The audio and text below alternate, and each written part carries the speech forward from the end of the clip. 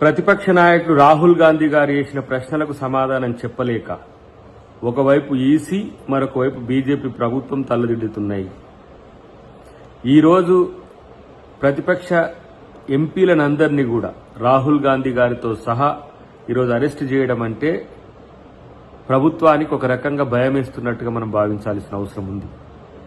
సమాధానం చెప్పలేని ప్రశ్నల సమాధానానికి దొరకకుండా చేసిన కుట్రల ఇది బీజేపీ ప్రభుత్వం, ఎలక్షన్ కమిషన్ ఆఫ్ ఇండియా తేల్చాల్సిన అవసరం ఉంది. 2018 ఎన్నికల నుంచి మాలాంటి వాళ్ళం హైకోర్టు, సుప్రీంకోర్టుల చుట్టూ తిరుగుతున్నా ఇప్పటి వరకు ఈ రోజు మా రాహుల్ గాంధీ గారు వేస్తున్న ప్రశ్నలు, ఆ రోజు మేము గౌరవ కోర్టుల ముందు పెట్టిన ప్రశ్నలు ఒకే విధంగా ఉన్నాయి. ఇలాంటి ఓట్ చోరీ అంటే ఓటు దొంగలకు అవకాశం ఇస్తున్నది బీజేపీ ప్రభుత్వం.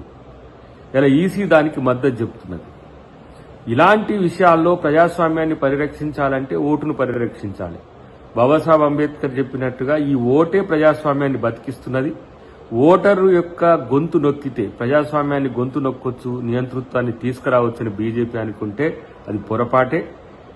ఇలాంటి అరెస్ట్లో, ఇలాంటి జైలు భరోలో ఇలాంటివి ఏవి కూడా కాంగ్రెస్ పార్టీకి ఇవేం కొత్త కాదు. కాబట్టి న్యాయం కోరుతున్న రాహుల్ గాంధీ గారి యొక్క ప్రశ్నలకు సమాధానం చెప్పాలనేది మేము డిమాండ్ చేస్తున్నాం. స్వచ్ఛంగా, సహజంగా పోషకాలు నిండిన ఎస్ఆర్కే డైరీ పాలు మరియు పాల పదార్థాలని ఎంచుకుందాం.